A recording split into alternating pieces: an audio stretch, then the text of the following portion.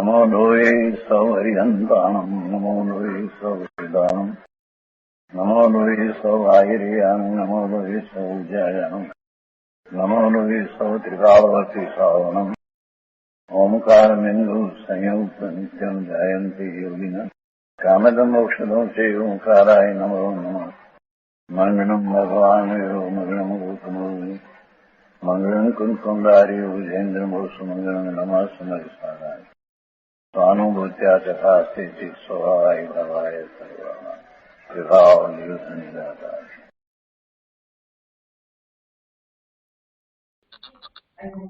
સમયસાર દ્રવ્યાનુયોગનો સર્વશ્રેષ્ઠ ગ્રંથ તથા આત્મખ્યાતિ ટીકા તેની સર્વશ્રેષ્ઠ ટીકા મુકુંદાચાર્ય ભગવાન રચિત દ્રવ્યાનુયોગનો સર્વશ્રેષ્ઠ ગ્રંથ સમયસાર અને અમૃતચંદ્રાચાર્ય ભગવાન રચિત આત્મખ્યાતિ ટીકા એનો આપણે સ્વાધ્યાય કરી રહ્યા છીએ. એમાં પરિશિષ્ટમાં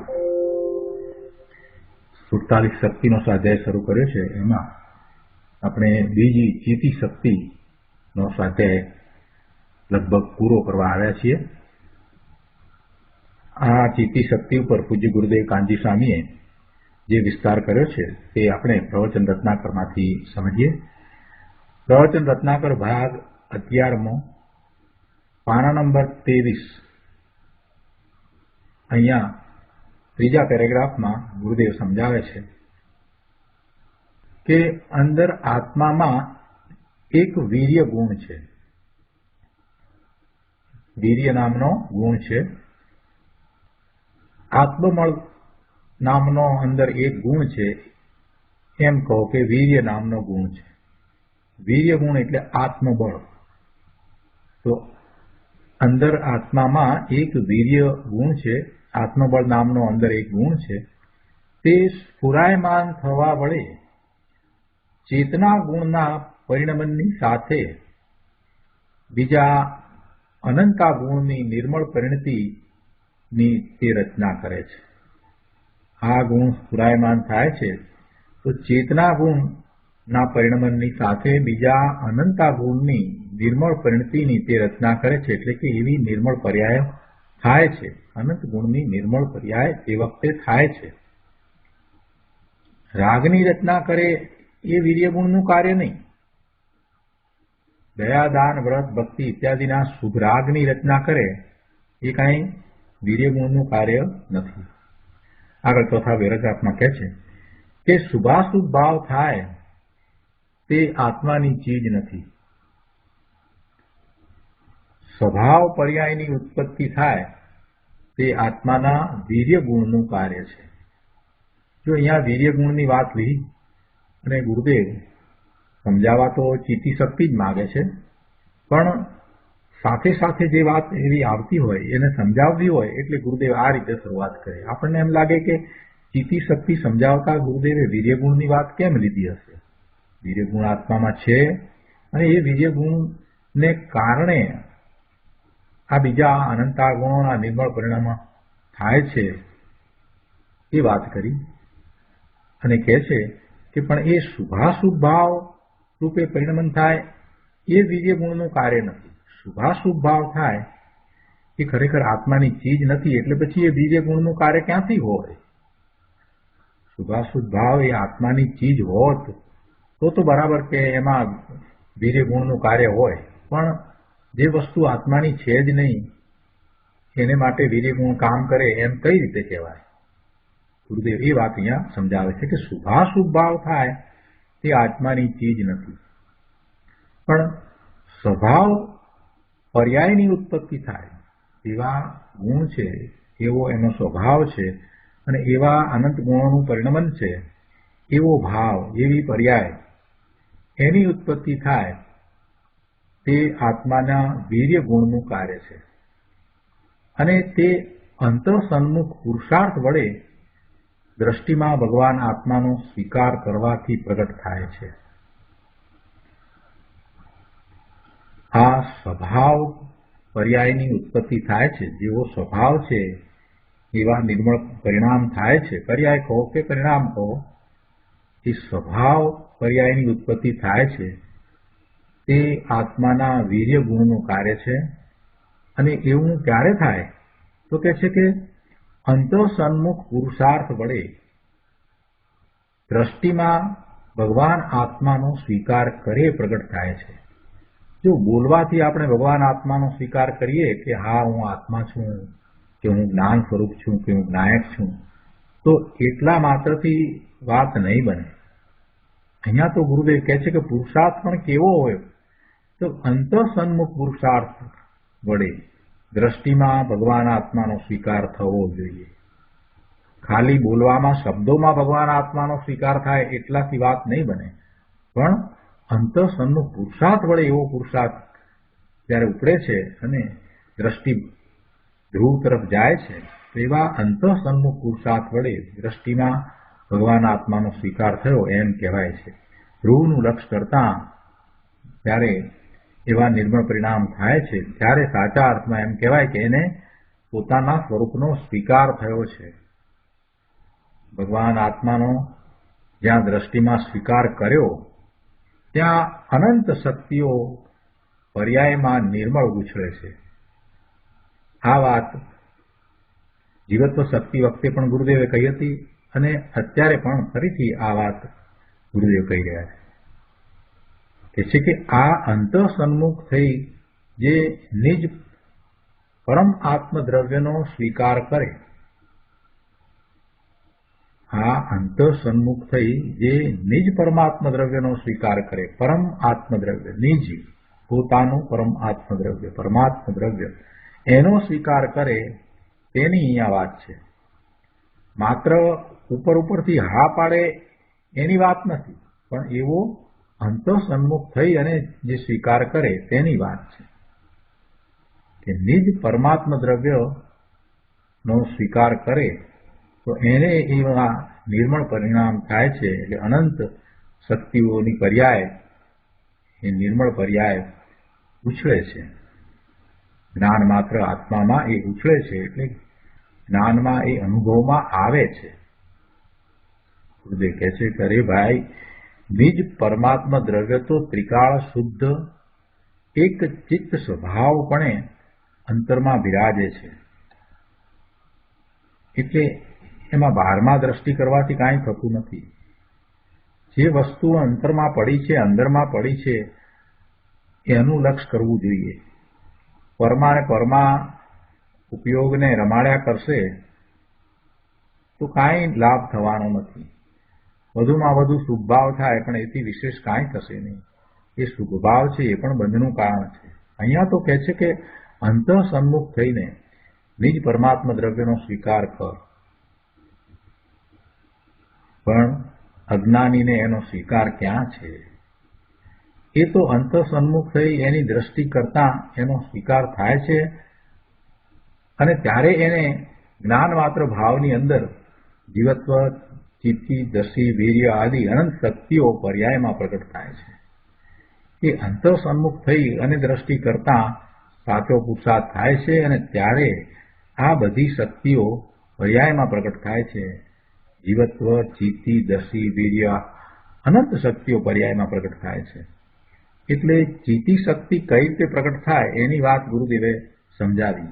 જેમ જીવત્વ શક્તિ કઈ રીતે પ્રગટ થાય એની વાત સમજાવી હતી, તે જ રીતે અહીંયા આ ચિત્તિ શક્તિ કઈ રીતે પ્રગટ થાય, પર્યાયમાં કઈ રીતે પ્રગટ થાય એ વાત અહીંયા ગુરુદેવે સમજાવી છે.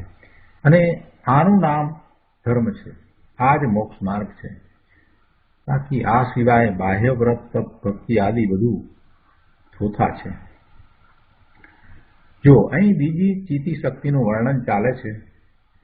આત્મદ્રવ્યને કારણભૂત પહેલા જીવત્વ શક્તિ કહીને તેના 4 દર્શન, જ્ઞાન, આનંદ અને વીર્ય ચૈતન્ય ભાવ પ્રાણ કયા.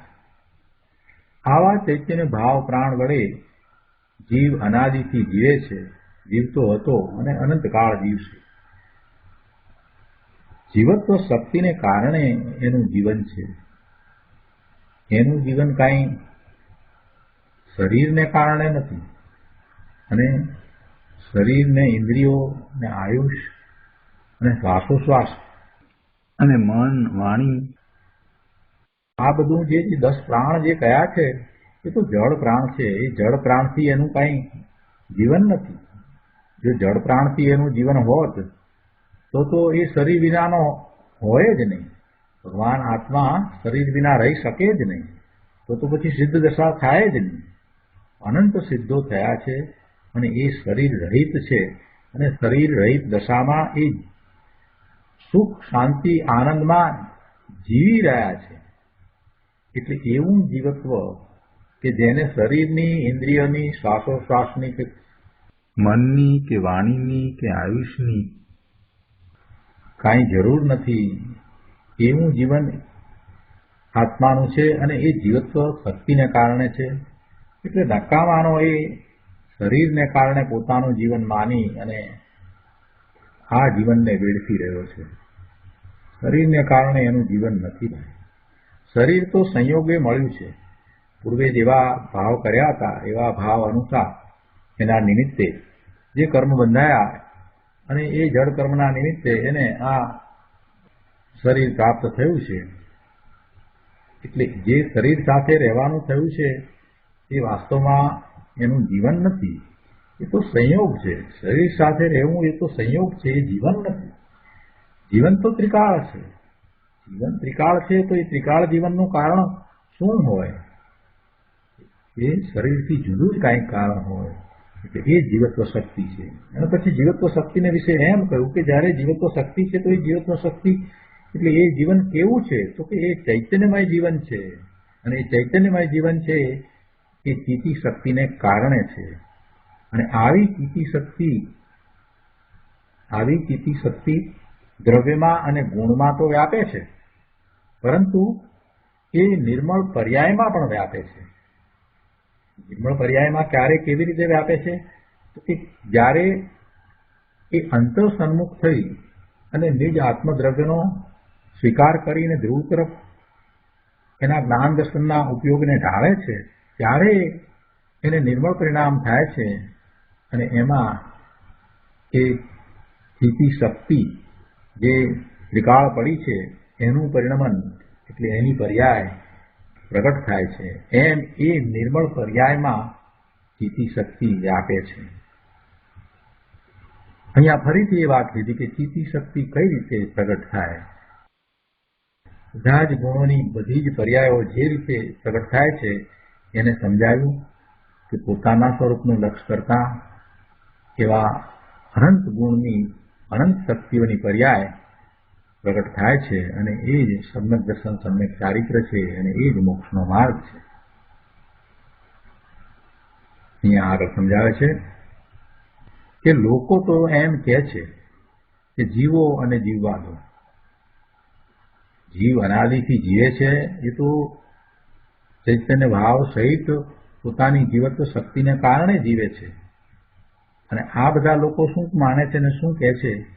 તો કહે છે કે જો લોકો એમ કહે છે કે જીવો અને જીવવા દો, અને પાછા એમ કહે છે કે આ ભગવાન મહાવીરનો સંદેશ છે.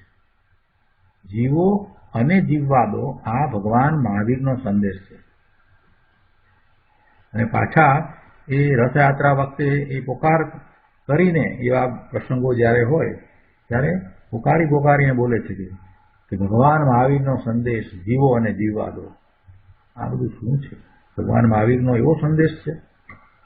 સમજ્યા જ નથી. મિથ્યા દ્રષ્ટિ આ જીવો અને જીવવા દો એવી વાત કરે. એનું કારણ ગુરુદેવે સમજાવ્યું છે. ભાઈ શું કહે છે? અરે ભાઈ, જીવવા દો એટલે બીજાને જીવવા દો. બીજા જીવોનું જીવન એ આના હાથમાં છે કે આપણા હાથમાં છે? જીવો અને જીવવા દો એટલે એનો અર્થ એમ થયો કે બીજાનું જીવન આપણા હાથમાં છે. એવો ભગવાન મહાવીરનો સંદેશ નથી. કોઈ બીજાને જીવવા દે તો બીજો જીવે. બીજો જે છે એ જીવે એટલા માટે કે આ એને જીવવા દે અથવા તો આ એને જીવાડે તો એ બીજો જીવે, એ વાણી ભગવાન મહાવીરની નહીં ભાઈ. એવું ભગવાન મહાવીરની વાણીમાં આવે જ નહીં. કોણ કોને જીવાડે, કોણ કોને જીવવા દે? બધા આત્માનું જીવન એ તો એનામાં રહેલી જીવત્વ શક્તિને કારણે છે, તો પછી એને જીવવા દે એ ક્યાં વાત રહી? અને શરીર સાથે એનો સંયોગ છે અત્યારે વર્તમાનમાં, એને જે પર્યાય છે મનુષ્યની કે જે એક્સપિરિયન્સની, તો એમાં પણ એને જીવવા દે એવું બીજાના હાથમાં ક્યાં છે? જે જીવે છે એ જે શરીર સાથે એને જેટલો કાળ રહેવાનું છે એ એટલો કાળ એના આયુષના નિમિત્તે રહ્યો છે. તો એમાં આ વળી ફેરફાર કરવા વાળો કોણ? પેલાનું આયુષ હોય તો એ જીવે, એટલે કે આ શરીર સાથે રહે, અન્યથા રહે નહીં. એટલે વર્તમાન પર્યાયની અપેક્ષાથી વિચાર કરીએ, વર્તમાન જીવનની અપેક્ષાથી વિચાર કરીએ તો આ શરીર સાથે રહેવું એ એના આયુષને કારણે છે. એટલે કે એને જે પૂર્વે ભાવ કર્યા છે અને જે આયુષનો બંધ છે એના નિમિત્તે એ રહ્યો છે, એટલે એની એવી યોગ્યતા છે, માટે એ આ શરીર સાથે રહ્યો છે. તો એમાં આપણે કોણ એને જીવવા દે, એને જીવાડવા વાળા? આપણે કોણ? જે જીવે છે તે એ રીતે જીવે છે. અને અહીંયા તો એ વાત નથી લેવી, અહીંયા તો શાશ્વત જીવનની વાત લેવી છે કે શાશ્વત જીવન છે, અવિનાશી આત્મા છે, અનાદિનો છે, અનંતકાળ સુધી રહે છે. તો એ શાશ્વત જીવન, કાયમ રહેવા વાળું જીવન છે. એ કોના કારણે છે? જીવત્વ શક્તિના કારણે છે. અને એ જીવન કેવું છે? તો કે ચૈતન્યમય જીવન છે. તો પછી અહીંયા આપણે આ વાત લઈને બેસીએ ને એ પાછા ભગવાન મહાવીરનો સંદેશ એમ કહીએ, કેટલું ખોટું છે. ભગવાન મહાવીરની વાણી આવી હોય, કોઈ કોઈને જીવાડે કે હણે એ વસ્તુ સ્વરૂપ નથી, અને એ ભગવાનની વાણી નથી. ભગવાનની વાણીમાં એવી વાત આવે નહીં. કોઈ કોઈને જીવાડે એવી વાત હોય નહીં. જીવમાં ત્રિકાળ જીવત્વ નામની શક્તિ છે, અને ત્રિકાળ ચૈતન્ય ભાવ પ્રાણ વડે અનાદિ અનંત જીવનું જીવન છે. આવી નિજ જીવન શક્તિને ઓળખી અંતર્મુખ નિરાકુળ જીવન જીવ જીવે તે યથાર્થ જીવન છે. આકુળતા વિનાનું, સુખ શાંતિ આનંદ સહિતનું, અવ્યાબાદ સુખ અવ્યાબાદ આનંદ, શાંતિ શાંતિ શાંતિ, એવું જીવન જે જીવે છે એ સાચું જીવન છે. અને એવું જીવન ક્યારે ને કેવી રીતે પ્રગટ થાય એ વાત તો સમજાવી રહ્યા છે. નિજ જીવન શક્તિને ઓળખી અંતર્મુખ થઈ અને નિરાકુળ જીવન જીવે તે યથાર્થ જીવન છે. તીર્થંકર ભગવાન તો અંતર્મુખ થઈ ગયા છે, હવે એ તો બહાર જ આવતા નથી, પોતાના સ્વરૂપને વિશે સ્થિર થયા છે. અને એ જે જીવન જીવે છે તે યથાર્થ જીવન છે. આવું જીવન પોતે જીવો ને સૌ કોઈ જીવો. આવું જીવન પોતે જીવો અને સૌ કોઈ જીવો, એવો ભગવાન મહાવીરનો સંદેશ છે, એવો ભગવાન મહાવીરનો ઉપદેશ છે. પણ બિચારા અજ્ઞાનીઓને સમજ પડે નહીં, એટલે ગમે તેમ બધું બાફી નાખે. જીવો અને જીવવા દો. અરે ભલા ભગવાન, તું શું વાત કરે છે? તું કોઈને જીવાડી શકી એમ તો છે જ નહીં. તું જીવત્વને સમજ્યો નથી, જીવનને સમજ્યો નથી, અને બોલે જાય છે. જીવત્વ શક્તિને ઓળખી અંતર્મુખ નિરાકુળ જીવન જીવે એ યથાર્થ જીવન છે. અને એવું જીવન પોતે જીવો અને સૌ કોઈ જીવો, એવો ભગવાન મહાવીરનો સંદેશ છે. બધા ભગવાન છો, બધા ભગવાન છો, અને બધા સિદ્ધ સમાન છો, એવા પોતાના સિદ્ધ સમાન સ્વરૂપને પ્રગટ કરી શકો એવા સમર્થ છો. આવી વાત ભગવાનના ઉપદેશમાં તો આવી છે. આ જે ચિતિ શક્તિની વાત આચાર્ય ભગવાને કરી છે તેના વિશે ગુરુદેવ કહે છે કે સમયસારની બીજી ગાથામાં જીવો શબ્દ છે, એમાંથી આચાર્ય દેવે આ જીવત્વ શક્તિ કાઢી છે, અને જીવત્વનું ચિતિ શક્તિ લક્ષણ છે. ચૈતન્યમય જીવત્વ શક્તિ છે ને, એટલે એનું લક્ષણ કહ્યું. તેથી અહીં બીજી ચિતિ શક્તિ કહી છે. આ જીવત્વ શક્તિ, ચિતિ શક્તિ ઇત્યાદિ શક્તિઓ છે એ તો ત્રિકાળ જીવતા જાગતા જીવની જાહેરાત કરે છે. કોની જાહેરાત કરે છે? જીવતા જાગતા જીવની જાહેરાત કરે છે. એટલે કે ભગવાન આત્માની જાહેરાત કરે છે. આ શક્તિઓ છે એ તો અંદર ભગવાનના દરબારનો અનુપમ અણમોલ ખજાનો છે. અંતર સન્મુખ દ્રષ્ટિ વડે તેને ખોલી દો. ચૈતન્યનું નિધાન ધ્રુવ ધામ પ્રભુ આત્મા છે. આવા પોતાના ધ્રુવ ધામને ધ્યેય બનાવી ધીરજથી ધ્યાનની ધધકતી ધૂણી દખાવી ધર્મી જીવ જીવન જીવે તેને ધન્ય છે.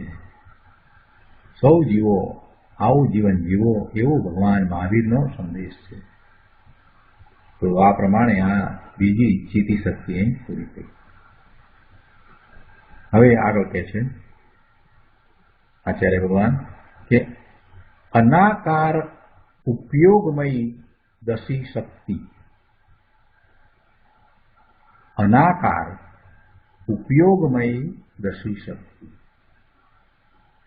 અનાકાર આકાર વિના, જેમાં જ્ઞેયરૂપ આકાર અર્થાત વિશેષ નથી એવા દર્શન ઉપયોગમય સત્તા માત્ર પદાર્થમાં ઉપયુક્ત થવામય દશી શક્તિ અર્થાત દર્શન ક્રિયારૂપ શક્તિ. એનો વિસ્તાર આપણે ગુરુદેવ પાસેથી સમજીએ. બહુ સરસ વાત આમાં કરી છે, ઘણું સમજવાનું છે. દર્શી શક્તિ એટલે દર્શન શક્તિ એ તો સમજાવી છે, પણ સાથે તત્વની અમૂલ્ય વાત ગુરુદેવે આમાં કરી છે. તો આપણે એ સમજીએ. અહીંયા પ્રવચન રત્નાકર ભાગ 11મો પાના નંબર 24 ઉપર ગુરુદેવ સમજાવે છે કે જુઓ, આત્મામાં અનંત શક્તિઓ છે. તેમાં જીવત્વ અને ચિત્તિ શક્તિનું આચાર્ય દેવે પહેલા વર્ણન કર્યું. આ તો વર્ણનમાં ક્રમ પડ્યો, એક પછી એક વર્ણન કરી રહ્યા છે ને આચાર્ય ભગવાન, એટલે આ તો વર્ણનમાં એક ક્રમ પડે છે. બાકી વસ્તુમાં એ શક્તિઓ ક્રમે નથી. વસ્તુમાં તો એ શક્તિઓ અક્રમે છે, એટલે બધી સાથે જ છે, એમાં કોઈ ક્રમ નથી. શું કહ્યું? આત્મામાં એ બધી શક્તિઓ એક પછી એક ક્રમમાં છે એમ નથી, એક પછી એક ક્રમમાં છે એમ નહીં, પરંતુ અક્રમે છે, એક સાથે જ છે. તો અહીંયા વર્ણન કરીએ તો પછી ક્રમમાં જ થાય ને, એક સાથે એકનું વર્ણન થાય. એટલે હવે કહે છે કે અહીં ત્રીજી દશી શક્તિ કહે છે. એવો કોઈ અનુક્રમ નથી કે આ ત્રીજી, એવો કોઈ અનુક્રમ પણ નથી. બધી શક્તિઓ અક્રમે છે એટલે સાથે જ છે, પણ વર્ણન કરવું છે એટલે એ અપેક્ષાથી અહીંયા આ ત્રીજી દશી શક્તિ કહે છે. કેવી છે દશી શક્તિ? તો કહે છે કે અનાકાર ઉપયોગમયી દશી શક્તિ. અનાકાર ઉપયોગમયી દશી શક્તિ છે. દશી નામ દર્શન. દશી એટલે દર્શન, દેખવા રૂપ આ શક્તિ છે. દર્શન એટલે દેખવા રૂપ. દર્શન એટલે અહીંયા શ્રદ્ધા એવો અર્થ નથી કરવાનો. દર્શન એટલે દેખવું, અવિશેષપણે દેખવું, વિશેષપણે નહીં. દર્શન એટલે દેખવા રૂપ આ શક્તિ છે. તે આત્મદ્રવ્યને દેખે છે, પોતાને દેખે છે, પરને દેખે છે, ગુણને દેખે છે, પર્યાયને દેખે છે, અને તે બધાને ભેદ પાડ્યા વિના દેખે છે. આ સ્વદ્રવ્ય છે, આ પરદ્રવ્ય છે, આ ચેતન છે, આ અચેતન છે, એમ ભેદ પાડીને દેખતી નથી. એ ભેદ પાડ્યા વિના દેખે છે. એટલે કે સામાન્ય સત્તા માત્ર વસ્તુને ગ્રહણ કરે છે. એના ભેદ પાડીને એના વિશેષને એ ગ્રહણ કરે છે એમ નહીં. વિશેષને જાણવું એ તો જ્ઞાન છે. અહીંયા તો દર્શનની વાત છે. જ્ઞાન છે તે એના વિશેષને જાણે છે. જ્ઞાન ભેદ પાડીને જાણે છે એ બરાબર, પણ અહીંયા દર્શનની વાત છે. તો દર્શન તો સામાન્ય સત્તા માત્ર વસ્તુને ગ્રહણ કરે છે. એટલે શું કે એ જ્ઞેયરૂપ આકાર અર્થાત વિશેષ વિના એમ સત્તા માત્ર વસ્તુને ગ્રહણ કરે છે. એટલે કહ્યું ને, ગુરુદેવે સમજાવ્યું ને કે તે આત્મદ્રવ્યને દેખે છે, પોતાને દેખે છે, પરને દેખે છે, ગુણને દેખે છે, પર્યાયને દેખે છે, અને તે બધાને ભેદ પાડ્યા વિના દેખે છે. આ સ્વદ્રવ્ય છે, આ પરદ્રવ્ય છે, આ ચેતન છે, આ અચેતન છે, એમ ભેદ પાડીને દેખતી નથી. દસી શક્તિ એમ ભેદ પાડીને દેખતી નથી. સામાન્ય સત્તા માત્ર વસ્તુને ગ્રહણ કરે છે એટલે દેખે છે. સામાન્ય સત્તા માત્ર ને દેખે છે એમ એને ગ્રહણ કરે છે. બહુ સૂક્ષ્મ વાત છે ભાઈ. આ કહ્યું એટલે કોઈને પ્રશ્ન થયો કે તો શું દર્શન ઉપયોગ જીવ અજીવ બધાને એકમેક કરી દેખે છે? સારો પ્રશ્ન કર્યો. ત્યારે એમ આપણે કહીએ કે ભેદ પાડીને દર્શન ઉપયોગ જોતો નથી તો પછી એ જીવ અજીવ બધાને એકમેક કરીને દેખે છે? ગુરુદેવે સ્પષ્ટતા કરી છે કે ના, એમ નથી. એમ નથી. તે સત્તા માત્ર જ દેખે છે. સત્તા માત્ર દેખે છે એટલે શું? આ સત છે, આ સત છે, બસ એટલું જ દેખવા પણ છે. પણ આ સ્વ છે, આ પર છે ઇત્યાદિ એમાં વિશેષ ગ્રહણ કરવા પણ નથી. દર્શન છે ને સામાન્ય અવલોકન છે, તો એમાં સત્તા માત્ર જ દેખે છે એટલે આ સત છે, બસ એટલું જ દેખવા પણ છે. પણ આ સ્વ છે, આ પર છે ઇત્યાદિ એમાં વિશેષ ગ્રહણ કરવા પણ નથી. વિશેષ ભેદ પાડીને ગ્રહણ કરવાનું તો જ્ઞાનનું કાર્ય છે. જ્ઞાન ભેદ પાડીને, વિશેષ ભેદ પાડીને ગ્રહણ કરે છે એટલે કે એ તો જ્ઞાનનું કાર્ય છે. વિશેષ ભેદ પાડીને ગ્રહણ કરવાનું તો જ્ઞાનનું કાર્ય છે. આ દર્શન એટલે દસી શક્તિનું એ કાર્ય નથી. દસી શક્તિ તો સામાન્ય સત્તા માત્ર વસ્તુને ગ્રહણ કરે છે એટલે દેખે છે. અનાકાર ઉપયોગમય દર્શન શક્તિ. અનાકાર ઉપયોગમય દર્શન શક્તિ. અનાકાર અર્થાત આકાર નહીં. જો અહીંયા આકાર એટલે ભૂમિકાના આકારની વાત નથી. ભૂમિકાના આકારની વાત નથી. ક્ષેત્ર કોઈ હોય ને એનો કોઈ આકાર, એ વાત નથી. એટલે એમ પણ ના માની લેવું કે કોઈ ક્ષેત્ર છે જ નહીં, એમ પણ ના માની લેવું. પણ અહીંયા વાત જુદી કરવી છે. અનાકાર કહી અને જે જ્ઞાન જ્ઞેય આકાર થાય છે એટલે કે જ્ઞેય જેવું છે તેવું જ જ્ઞેયને જાણવા રૂપ જ્ઞાન થાય છે, પોતે રહે છે તો જ્ઞાનાકાર, પોતે જ્ઞાન સ્વભાવે જ રહે છે. જ્ઞાન કઈ પરદ્રવ્ય રૂપ થતું નથી, પણ છતાંય પરદ્રવ્યને જાણે છે તો પરદ્રવ્યને જેવું છે તેવું જ જાણે છે, તો આપણે એમ કહીએ છીએ કે જ્ઞેય આકાર. તો અહીંયા એમ જ્ઞેય આકાર નથી એટલે અનાકાર કર્યું છે. અનાકાર ઉપયોગમય દર્શન છે. એમાં સામાન્ય સત્તા માત્ર વસ્તુને ગ્રહણ કરવું છે. એને વિશેષતાથી ભેદ પાડીને આમ જેમ છે તેમ જ એ ગ્રહણ કરવું, એ બધું જ્ઞાનનું કાર્ય છે. એ નથી. અહીંયા તો સત્તા માત્ર વસ્તુને ગ્રહણ કરે છે. આ છે હોવાપણે છે ને, આ સત છે, બસ એટલું જ દેખવા પણ છે.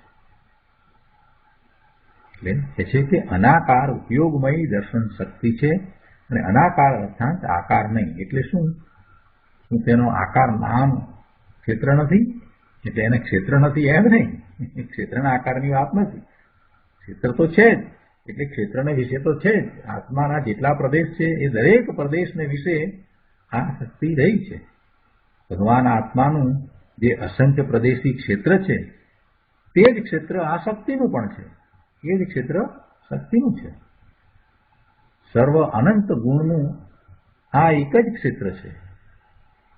ભગવાન આત્માનું જે ક્ષેત્ર કહીએ, અસંખ્ય પ્રદેશી આત્મા છે એમ કહ્યું તો એ અસંખ્ય પ્રદેશ છે તે બધી શક્તિનું અથવા બધા ગુણનું ક્ષેત્ર છે. એટલે આ તીતી શક્તિનું પણ અને દસી શક્તિનું પણ અને જીવત્વ શક્તિનું પણ આ જ ક્ષેત્ર છે. એટલે સર્વ અનંત ગુણનું, સર્વ અનંત શક્તિનું આ એક જ ક્ષેત્ર છે. એટલે જો ક્ષેત્ર ન હોય તો શક્તિ જ ન હોય. શક્તિનું હોવા પણ સિદ્ધ ન થાય અને તો પછી વસ્તુ જ સિદ્ધ ન થાય.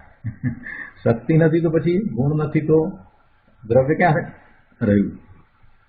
ગુણનો સમૂહ, શક્તિઓનો સમૂહ એ તો દ્રવ્ય છે, તો એ જ પછી સિદ્ધ ન થાય. એટલે એમ નથી. દર્શનને અનાકાર કહ્યું એ તો એનો વિષય સામાન્ય સત્તા માત્ર જ છે એ અપેક્ષા એ વાત છે.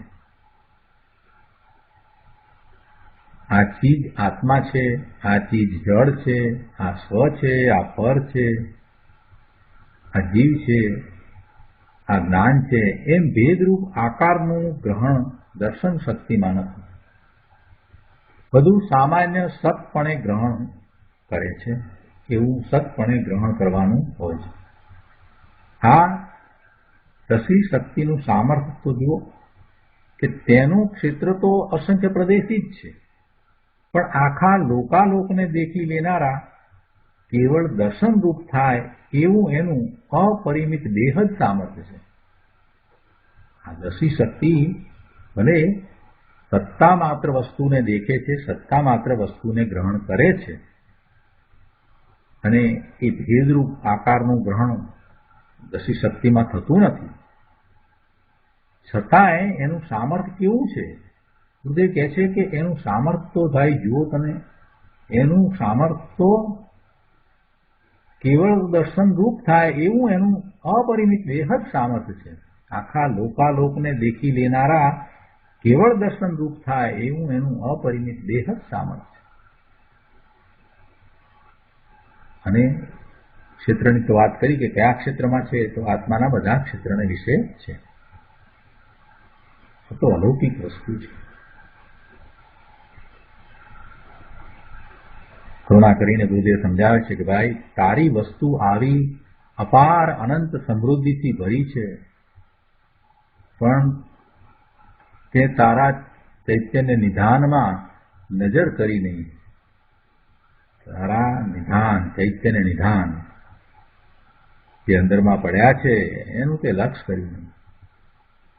ભાઈ તું માન કે દયા, દાન, વ્રત, તપ, ભક્તિ, પૂજા ઇત્યાદિ શુભ અનુષ્ઠાન વડે ધર્મ થઈ જશે, પણ એવી તારી ચીજ નથી, એટલે કે તારું એવું સ્વરૂપ નથી કે દયા, દાન, વ્રત, તપ, ભક્તિ, પૂજા વડે એવા શુભ અનુષ્ઠાન વડે ધર્મ થઈ જાય અને તને પૂર્ણ મુક્ત દશાની પ્રાપ્તિ થાય. એવું કંઈ તારું સ્વરૂપ નથી, તારી એવી ચીજ નથી.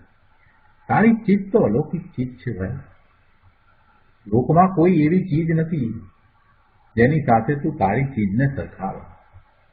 ભગવાન આત્મા છે, જીવ દ્રવ્ય છે ને, જીવ દ્રવ્યના અનંત ગુણ છે, અને એ ગુણને કોઈની સાથે સરખાવીએ એવું ક્યાં છે? બીજા 5 દ્રવ્ય છે, અનંતા અનંત પરમાણુઓ છે, અને એના સ્કંદ છે, તો એમાંની કોઈ સ્કંદની રચના સાથે આને સરખાવી ન શકાય એવી છે. એવી અલૌકિક ચીજ છે. તો કહે છે કે ભાઈ તારી ચીજ એવી નથી કે આ દયાદાન, વ્રત, તપ એવા પરલક્ષે થતા ભાવ દ્વારા તને મુક્તિ મળી જાય એવી તારી ચીજ નથી, અને એવું ધર્મનું સ્વરૂપ પણ નથી. વિચાર તો કર. અનાદિકાળથી ક્રિયાકાંડના રાગનું સેવન કરીને મરી ગયો, પણ ધર્મ પ્રગટ થયો નહીં, એટલે કે મોક્ષનો માર્ગ પ્રગટ થયો નહીં. તારો ચૈતન્ય મહાપ્રભુ ભગવાન સ્વરૂપે અંદર બિરાજે છે. તારો ચૈતન્ય મહાપ્રભુ ભગવાન સ્વરૂપે અંદર બિરાજે છે, તારી અંદર બિરાજે છે. તેનો તે અનાદર કર્યો અને દેહ અને રાગનો આદર કર્યો. દેહ અને રાગનો આદર કર્યો એટલે તને દેહ એક પછી એક મળ્યા જ કરે છે, મળ્યા જ કરે છે. અને દરેક વખતે કાંઈ દેહ સારા થોડા મળે છે. આ વખતે મળી ગયો મનુષ્યનો દેહ એટલે ઠીક છે, બાકી દર વખતે કાંઈ આ દેહ આવો મળે છે? આ બધી અનુકૂળતાઓ મળે છે? તને દેહ અને રાગનો આદર છે તો પછી એ જ મળે ને, બીજું શું મળે? તને તારા મુક્ત સ્વરૂપનો તો આદર નથી, તને તારા ભગવાન સ્વરૂપનો તો આદર નથી, તો પછી એ ક્યાંથી પ્રાપ્ત થાય? એવો પુરુષાર્થ થાય નહીં, એવી અનુકૂળતા એ પ્રાપ્ત ન થાય. જેને પોતાના ભગવાન સ્વરૂપનો આદર થયો છે એને ઘણા ભાવ બાકી રહેતા નથી. એને તો એવા પુણ્યાનુબંધી પુણ્ય બંધાય છે કે એક પછી એક એવી અનુકૂળતાઓ પ્રાપ્ત થાય છે, અને એ પુરુષાર્થ કરે છે તો એ સમ્યક દર્શન અને પછી આગળ વધીને કેવળ જ્ઞાન પ્રગટ કરી લે છે. અહીંયા કહે છે કે દેખવાની શક્તિવાળો જે દેખનાર મહાપ્રભુ છે તેને તે દેખ્યો નહીં. દેખવાની શક્તિવાળો જે દેખનાર મહાપ્રભુ છે તેને તે દેખ્યો નહીં. દેખનારને દેખવાની દરકાર સુદ્ધા કરી નહીં. પણ ભાઈ અંદર દેખનારો દ્રષ્ટા છે, અને એ દ્રષ્ટા છે તેમાં દ્રષ્ટિ કરે ત્યારે જ ધર્મ પ્રગટ થાય. જો દર 2 પેરેગ્રાફે ગુરુદેવ આપણને સમ્યક દર્શનની વાત કહી દે છે. આત્મા શું કરી શકે છે એ વાત ગુરુદેવે આપણને કહેવી છે એટલું નહીં, પણ એની એ વાતની દ્રઢતા કરાવી છે કે ભાઈ તું આ કરી શકે એવો છે ને આ તારે કરવાનું છે. બીજું બધું તું કરી નથી શકતો, નકામાનો તું વિકલ્પ કરે છે, બાકી ખરેખર તું એ કાંઈ કરી શકતો નથી. પરના કામ તું કાંઈ કરી શકતો જ નથી. એટલે એ વાતને તું હવે મૂકી દે. પરના કાર્યો જે થવાના છે તે જ થવાના છે, તેના કારણે જ થવાના છે. પરદ્રવ્યના પરિણામ જે થાય છે તે તેને કારણે થાય છે. દ્રવ્યનું પરિણમન થયા વિના રહે જ નહીં. દરેક દ્રવ્યમાં એવા ગુણ છે, માટે એ પરિણમે જ છે. તું નકામાનો એમાં કરતા ભાવ રાખી અને અભિમાન કરે છે. ગુરુદેવ તો કહે છે કે ભાઈ તું અંદર દ્રષ્ટિ કર, તારી અંદર દ્રષ્ટિ કર, તું અંદર કેવો છો એને જો. અંદર દેખનારો દ્રષ્ટા છે તેમાં દ્રષ્ટિ કરે ત્યારે જ ધર્મ પ્રગટ થાય. આવી વાત છે. આગળ કહે છે આ આત્મા કારણ પરમાત્મા છે. બહુ શાંતિથી સમજવા જેવી વાત છે. કોઈને થાય કે આ દર્શન શક્તિની વાત કરતા કરતા ગુરુદેવ આ બધી વાત કેમ કહી? પણ પ્રભુ એ બધી વાત એ સાથે સંકળાયેલી જ છે. આ તો મોક્ષનો માર્ગ એનું ઉદ્ઘાટન થઈ રહ્યું છે. ગુરુદેવે તો મોક્ષ માર્ગનું ઉદ્ઘાટન કરી દીધું છે, અને એ મોક્ષ માર્ગે પોતે તો જઈ રહ્યા છે, પણ સાથે આપણને લઈ જવા છે. કેટલી વાતો એ કહે છે. જે અંતરમાં જે આવ્યું છે, અંદરમાંથી જે આવ્યું છે, જે કોઈ પંડિતો પણ કાઢી નથી શક્યા, એવી અદ્ભુત વાતો ગુરુદેવ આપણને કહે છે. પૂર્વ એવા પુરુષાર્થ કરીને આવ્યા છે ને, એટલે આ બધું એમને તો સહજ છે, અને એમને એમ થાય છે કે જે મને સહજ છે બધાને સહજ થાય. એવી કરુણા છે એટલે સમજાવે છે. જો સરસ વાત આવી છે. ગુરુદેવ શું સમજાવે છે? કહે છે કે આ આત્મા કારણ પરમાત્મા છે. ત્રિકાળી ધ્રુવ ચિન્હ માત્ર દ્રવ્યને કારણ પરમાત્મા કહેવાય છે, અને કેવળ દર્શન કેવળ જ્ઞાનની પર્યાય પ્રગટ થાય તેને કાર્ય પરમાત્મા કહે છે. પોતે ત્રિકાળી ધ્રુવ ચિન્હ માત્ર દ્રવ્ય એ કારણ પરમાત્મા છે. આત્મા કારણ પરમાત્મા છે. ત્રિકાળી ધ્રુવ ચિન્હ માત્ર દ્રવ્ય એ કારણ પરમાત્મા, અને કેવળ દર્શન કેવળ જ્ઞાનની પર્યાય પ્રગટ થાય તેને કાર્ય પરમાત્મા કહે છે. પૂર્ણ જ્ઞાન એટલે કેવળ જ્ઞાન, અને પૂર્ણ દર્શન એટલે કેવળ દર્શન. આ દશી શક્તિની પૂર્ણતા એટલે કેવળ દર્શન, અને જ્ઞાન શક્તિની પૂર્ણતા એટલે કેવળ જ્ઞાન. એવી પર્યાય કેવળ દર્શન અને કેવળ જ્ઞાનની તો પર્યાય છે, અને એવી પર્યાયો પ્રગટ થાય છે. એ પર્યાયો જ્યારે પ્રગટ થાય છે તો એ પર્યાયને કાર્ય પરમાત્મા કહે છે. કારણ પરમાત્મા એ આત્મા છે. ત્રિકાળી ધ્રુવ ચિન્હ માત્ર દ્રવ્ય એને કારણ પરમાત્મા કહે છે, અને આ કેવળ દર્શન કેવળ જ્ઞાનની પર્યાય એ પ્રગટ થાય તેને કાર્ય પરમાત્મા કહે છે. કેમ કે એ કાર્ય થયું એટલે એવી પર્યાય થઈ, તો એ કાર્ય પરમાત્મા છે. તો આવી વાત થતી ત્યારે કોઈએ પ્રશ્ન કર્યો હતો, અને એ પ્રશ્નનો પછી ગુરુદેવે જવાબ આપ્યો હતો, અને એ વાત ગુરુદેવે પ્રવચનમાં ઘણી વાર કરી છે. તો એવો પ્રશ્ન પેલા ભાઈએ કર્યો કે જો ભગવાન આત્મા ધ્રુવ કારણ પરમાત્મા છે તો તેનું કાર્ય પ્રગટ થવું જોઈએ ને? કારણ છે તો પછી કાર્ય કેમ દેખાતું નથી? એમનો પ્રશ્ન એ રીતે હતો. ત્યારે ગુરુદેવે જે જવાબ આપ્યો હતો બહુ સુંદર જવાબ છે. ઘણી વાર એ વાત તો એમણે કરી છે, અહીંયા પણ એ વાત લીધી છે કે ત્યારે કહ્યું હતું કે ધ્રુવ દ્રવ્ય તે કારણ પરમાત્મા છે, પણ તેની જેને દ્રષ્ટિ થાય તેને તેનું કાર્ય પર્યાયમાં પ્રગટ થાય છે. કારણ પરમાત્મા તો છે, પણ એ કારણ પરમાત્માની જેને દ્રષ્ટિ થાય તેને તેનું કાર્ય પર્યાયમાં પ્રગટ થાય છે. એમ એ કાર્ય આવે. કારણ પરમાત્માની દ્રષ્ટિ જ ન થાય તો પછી તને ભાઈ એ કાર્ય પરમાત્મા ક્યાંથી દ્રષ્ટિ ગોચર થાય, અને ક્યાંથી અનુભવમાં આવે એ કાર્ય? કારણ પરમાત્મા નું લક્ષ કરે એવી દ્રષ્ટિ થાય તો એ કાર્ય પર્યાયમાં પ્રગટ થાય એટલે નિર્મળ પરિણામ થાય. વસ્તુ કારણ પરમાત્મા તો પૂર્ણ આનંદ સ્વરૂપે નિત્ય બિરાજમાન છે. તો નિત્ય બિરાજમાન છે, કાયમ છે જ કારણ પરમાત્મા તો. અને એ કારણ પરમાત્મા પૂર્ણ આનંદ સ્વરૂપે છે, હંમેશા નિત્ય બિરાજમાન છે. ક્યારેય ન હતો એમ તો છે જ નહીં. પણ તેની દ્રષ્ટિ અને તેમાં રમણતા લીનતા કરે તેને પર્યાયમાં કાર્ય પરમાત્મા પ્રગટ થાય છે. એવો પુરુષાર્થ કરે, એનું લક્ષ કરે, એનું મહાત્મા આણે અને પછી એમાં જે ઠરે ત્યારે એને પર્યાયમાં કાર્ય પરમાત્મા પ્રગટ થાય. હવે જેને હું પરમાત્મા સ્વરૂપ ત્રિકાળી ધ્રુવ દ્રવ્ય છું કેમ સ્વીકાર જ થયો નથી, તો પછી એને કારણ પરમાત્મા ક્યાં છે? કેટલા લોકોને એવો સ્વીકાર છે કે હું પરમાત્મા સ્વરૂપ ત્રિકાળી ધ્રુવ દ્રવ્ય છું, એવો સ્વીકાર કેટલાને? હું પોતે શુદ્ધ સિદ્ધ સમાન છું, હું જ્ઞાન માત્ર છું, એવો સાચો સ્વીકાર કેટલાને? હું પોતે પરમાત્મા સ્વરૂપ છું, ભગવાનનું જેવું સ્વરૂપ છે એવું જ મારું સ્વરૂપ છે, નિજ શુદ્ધ આત્મ સ્વરૂપનો સ્વીકાર કેટલાને? અરે એવો સ્વીકાર જ નથી તો પછી એ કારણ પરમાત્મા એને ક્યાં છે? જેને એ સ્વીકાર થયો છે એને માટે એ કારણ પરમાત્મા છે. જેટલી દ્રઢતા એ કારણ પરમાત્માની થાય, જેટલી વિશેષતાથી દ્રઢતા એમાં થયા કરે કે હું કારણ પરમાત્મા છું અને મારા પરિણામ તો નિર્મળ જ હોય, તો એને પછી એવો પુરુષાર્થ ઉપડે.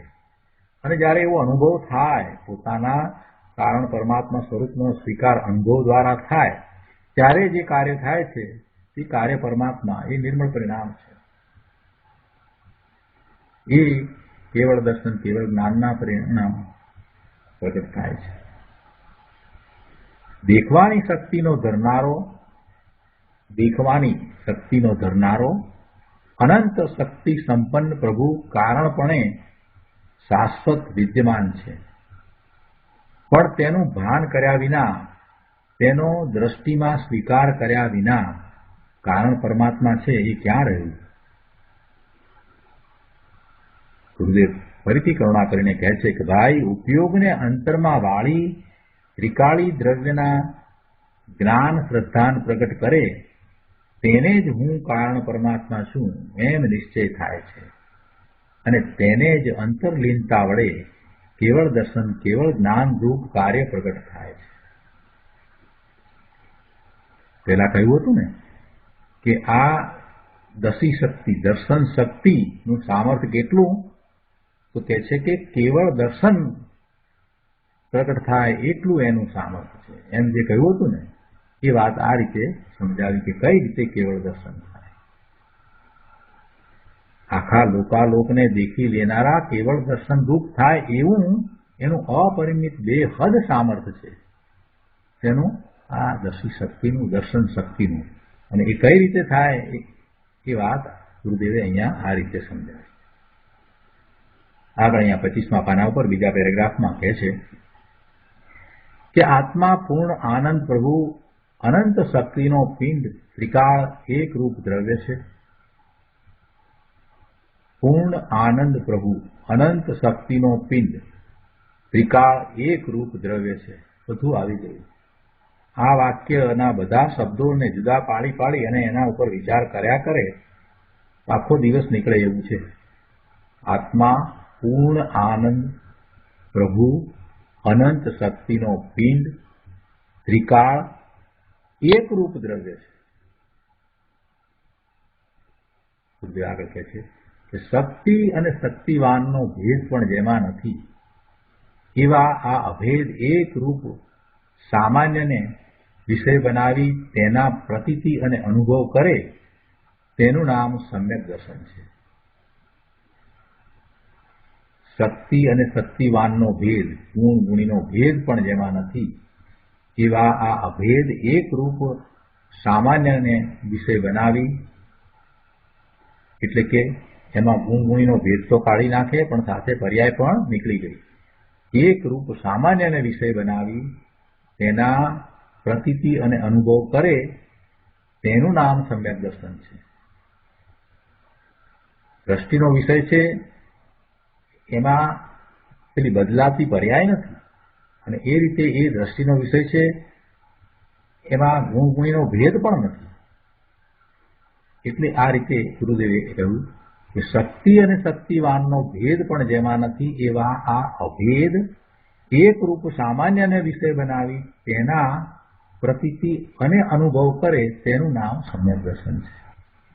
ત્રિકાળી વસ્તુ તો વસ્તુમાં છે, પણ આવું હું ત્રિકાળી ધ્રુવ ચૈતન્ય તત્વ છું એમ શ્રદ્ધાની પર્યાયમાં તેનો સ્વીકાર થાય ત્યારે કારણ પરમાત્માનો યથાર્થ નિર્ણય થાય છે.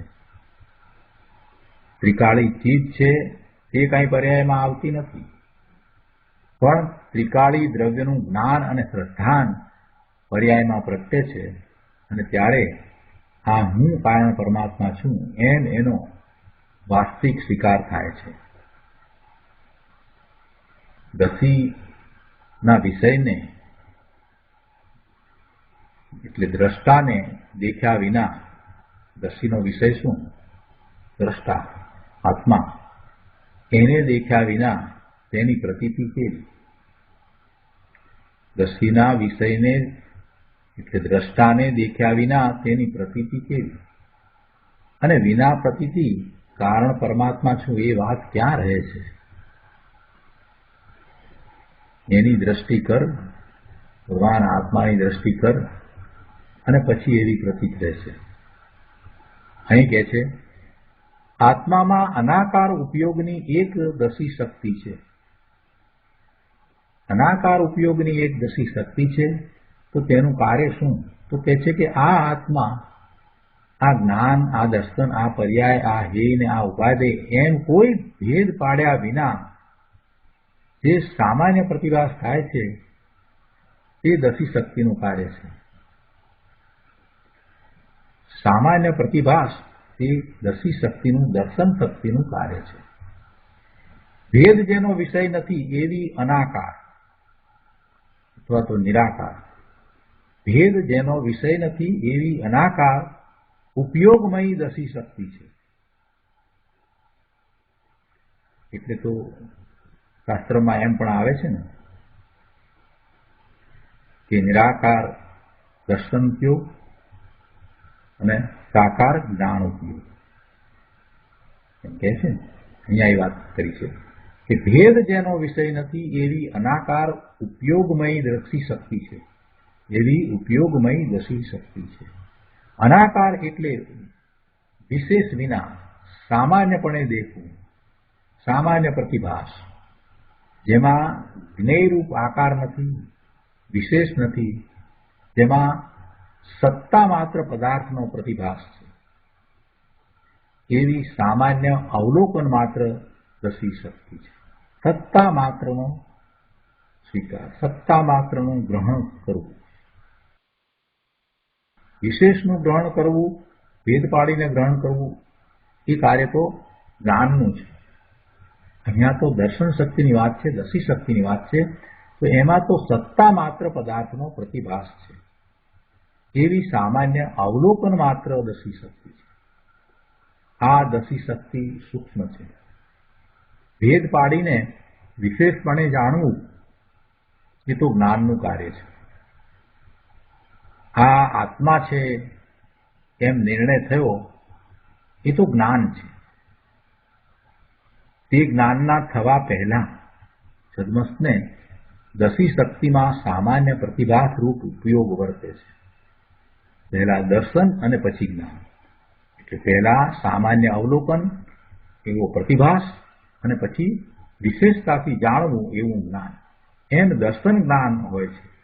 એટલે જ્ઞાનના થવા પહેલા સદમસ્તને સામાન્ય પ્રતિભાસ અથવા સામાન્ય અવલોકન એમ દર્શન ઉપયોગ હોય છે, અને એ દર્શન ઉપયોગ પછી જ્ઞાન ઉપયોગ હોય છે જે વિશેષતાથી જાણે છે. એટલે દર્શન જ્ઞાનના ઉપયોગ હોય છે. સદમસ્તને દર્શન ઉપયોગ પહેલો અને પછી જ્ઞાન ઉપયોગ. પણ બધું એટલું ઝડપથી હોય છે કે એમાં કોઈ સમયનો ભેદ પાડી શકાતો નથી. છતાંય પહેલા દર્શન ઉપયોગ અને પછી જ્ઞાન. છદ્મસને આ રીતે હોય છે અને કેવળીને જ્ઞાન ને દર્શન બંને ઉપયોગ સાથે વર્તે છે. પછી કેવળી ભગવાનને કઈ ઉપયોગ મૂકીને જોવું હોતું નથી, પણ અપેક્ષાથી વાત છે. દસી શક્તિ એક ગુણ છે, તેનો ધરનાર આત્મા ગુણી છે. બીજા જેમ અન્ય ગુણ છે એવી જ રીતે આ પણ એક ગુણ છે. અનંત ગુણમાં દસી શક્તિ એ પણ એક ગુણ છે અને એનો ધરનાર આત્મા ગુણી છે. જ્યારે ગુણી એવા ત્રિકાળી દ્રવ્યનો અંતરમાં સ્વીકાર થાય, ગુણીનો સ્વીકાર થાય, એક એક ગુણનો સ્વીકાર એમ નહીં, ભેદ પાડીને સ્વીકાર નહીં. કેમ કે દ્રવ્ય એ અભેદ અખંડ એક રૂપ છે. એમાં ભેદ પાડીને તો આપણે જાણીએ છીએ તો વ્યવહાર થયો. ભેદ પાડી અને કથન કરવામાં આવે, એક પછી એક ક્રમમાં કથન કરવામાં આવે, પણ વસ્તુનું સ્વરૂપ કાંઈ એવું ભેદરૂપ નથી. એટલે જે સ્વીકાર કરવાનો છે એ તો એક રૂપ દ્રવ્યનો સ્વીકાર કરવાનો છે. ગુણી, અભેદ ગુણી એવા આત્મદ્રવ્યનો અંતરમાં સ્વીકાર કરવાનો.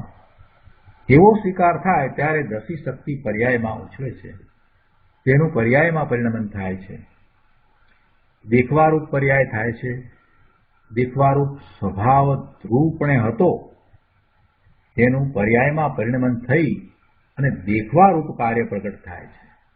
જો દેખવારૂપ સ્વભાવ તો હતો એટલે દસી શક્તિ તો શક્તિ રૂપે પડી જ હતી. દેખવારૂપ સ્વભાવ ધ્રુવપણે હતો, પણ તેનું પર્યાયમાં પરિણમન થયું. એ દેખવારૂપ પર્યાય પ્રગટ થઈ એ દસી શક્તિનું કાર્ય છે. દેખવારૂપ સ્વભાવ ધ્રુવપણે હતો, એ તો ગુણ છે ને, એટલે હતો એટલે છે, અનાદિનો છે, પણ તેનું પર્યાયમાં પરિણમન થઈને દેખવારૂપ કાર્ય પ્રગટ થાય છે. એ દસી શક્તિનું કાર્ય છે. આવી પોતાની ચીજને જાણે નહીં અને ફાંફા મારે તો કાંઈ ધર્મ થઈ જાય નહીં. હવે આગળ છઠ્ઠા પેરેગ્રાફમાં કહે છે કે અનાકાર ઉપયોગમય દસી શક્તિ છે. અનાકાર ઉપયોગમય દસી શક્તિ છે એટલે શું? કે જેમાં જ્ઞેયરૂપ આકાર નથી, વિશેષતા નથી, બધું સામાન્ય સત્તા માત્ર દેખવામાં આવે છે. એવા ઉપયોગમય દર્શન શક્તિ છે. કેવો ઉપયોગ છે? કે બધું સામાન્ય સત્તા માત્ર રૂપે દેખવામાં આવે એવો ઉપયોગ. એવા ઉપયોગમય દર્શન શક્તિ છે. દર્શનની પર્યાય સ્વને અને પરને દેખે છે, પણ એમાં આ સ્વ અને પર એમ ભેદ હોતો નથી. દર્શનની પર્યાય સ્વને પણ જુએ અને પરને પણ દેખે, પણ એમાં આ સ્વ અને આ પર એમ ભેદ હોતો નથી. ભેદ એ દર્શન શક્તિનો વિષય નથી. વળી એકલા પરને દેખે એ દર્શન શક્તિનું વાસ્તવિક કાર્ય નથી, એવું સ્વરૂપ નથી. એકલા પરને દેખે એ દર્શન શક્તિનું વાસ્તવિક કાર્ય નથી. આત્મા સહિત સર્વ પદાર્થોની સત્તાને દેખે તે જ એનું વાસ્તવિક કાર્ય છે. દ્રવ્ય ગુણમાં વ્યાપક, દ્રવ્ય ગુણમાં આ દસી શક્તિ વ્યાપક છે, દ્રવ્યમાં અને ગુણમાં. અને જ્યારે એવા પોતાના સ્વરૂપનું લક્ષ થાય છે અને એવો અનુભવ થાય છે ત્યારે એ પર્યાયમાં પણ વ્યાપક થાય છે. દ્રવ્ય ગુણમાં વ્યાપક આ દર્શન શક્તિ વાસ્તવિક ક્યારે પરિણમે? કે જ્યારે ઉપયોગને અંતરમાં અભેદ કરી સ્વને ગ્રહે દેખે ત્યારે. શું વાત કરી કે દર્શન શક્તિ ભેદને જોતી નથી, એ ભેદ એ એનો વિષય નથી. દર્શન શક્તિનું વાસ્તવિક કાર્ય એ ભેદ પડીને વિશેષતાથી જાણવું એ નથી. આત્મા સહિત સર્વ પદાર્થોની સત્તાને દેખે તે જ એનું વાસ્તવિક કાર્ય છે. પણ એકલા પરને દેખે એમ પણ નહીં. એકલા પરને દેખે એમ દસી શક્તિનું સ્વરૂપ નથી. આત્મા સહિત સર્વ પદાર્થોની સત્તાને દેખે તે જ એનું વાસ્તવિક કાર્ય છે. દેખો, દ્રવ્ય ગુણમાં વ્યાપક આ દર્શન શક્તિ વાસ્તવિક ક્યારે પરિણમે? તો કહે છે કે જ્યારે ઉપયોગને અંતરમાં અભેદ કરી સ્વને ગ્રહે, સ્વને દેખે ત્યારે.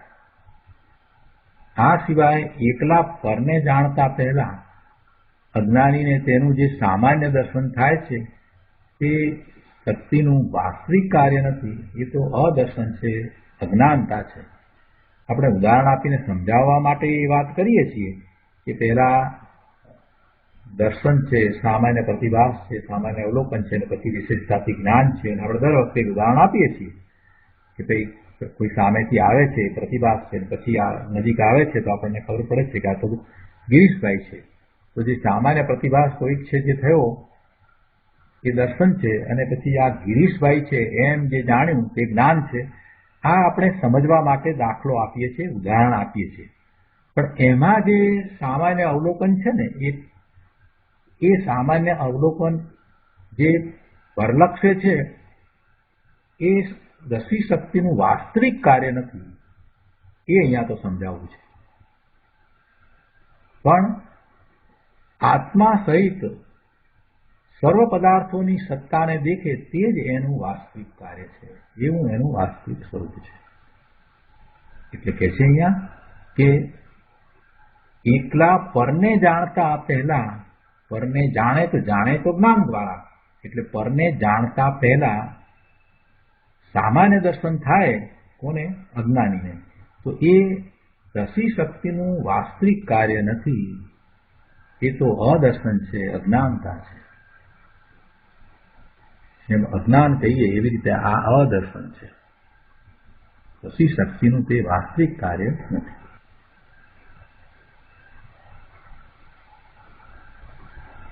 આગળ કહે છે,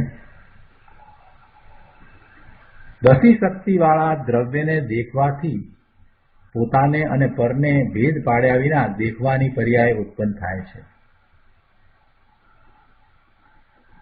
અને તેની સાથે બીજા અનંત ગુણની નિર્મળ પર્યાય પ્રગટ થાય છે. અહીં વિકારની રાગની વાત લીધી નથી. જેમ જીવત્વ શક્તિમાં પણ એ વાત નહોતી લીધી અને ચિતિ શક્તિમાં પણ એ વાત નહોતી લીધી, એ જ રીતે વિકારી પરિણામની, વિકારી પર્યાયની રાગની વાત લીધી નથી. કેમ કે વિકાર કોઈ શક્તિનું કાર્ય નથી. કોઈ પણ શક્તિનું, કોઈ પણ ગુણનું કાર્ય વિકાર નથી. એટલે વિકાર તો પર્યાય બુદ્ધિથી પર તરફ લક્ષ કરવાથી ઉત્પન્ન થાય છે. ખરેખર તે જીવના ત્રિકાળી સ્વરૂપમાં નથી, જીવના સ્વભાવમાં નથી. અને દર્શન ગુણની નિર્મળ પર્યાય પ્રગટવા સાથે જે અનંત ગુણની નિર્મળ પર્યાય પ્રગટ થાય તેમાંય રાગ આદિ વ્યવહાર નથી, શુભાશુભ ભાવ નથી. એનો અભાવ છે, એની નાસ્તિ છે. આમ અનેકાંત છે. ત્રિકાળી દ્રવ્યના આશ્રય જ્ઞાન માત્ર ભાવનું પરિણમન થતાં અંદર દસી શક્તિ ઉછળે છે, પરિણમે છે, અને સાથે અનંત શક્તિઓ ઉછળે છે, પર્યાયમાં પ્રગટ થાય છે. આ બધી ક્રમબદ્ધ પ્રગટ થાય છે, અર્થાત તે કાળે તેમની જન્મક્ષમ છે તો પ્રગટ થાય છે. તો આજનો સ્વાધ્યાય અહીંયા સુધી રાખીએ છીએ. ગુરુદેવે દસી શક્તિ ઉપર ઘણો વિસ્તાર કર્યો છે. હજી બીજી પ્રયોજનભૂત વાત પણ આવશે આવતા સ્વાધ્યાયમાં. એ બધું આપણે લઈશું. આજનો સ્વાધ્યાય અહીંયા સુધી રાખીએ છીએ. હવે સુખધામ બોલીએ. સુખધામ અનંત સુસંત ચરી દીનદાત રહે તદ જ્ઞાનમયી પ્રકાંતિ અનંત સુધામય છે પ્રણમો પદતે વરતે જયતે પ્રણમો પદતે વરતે જયતે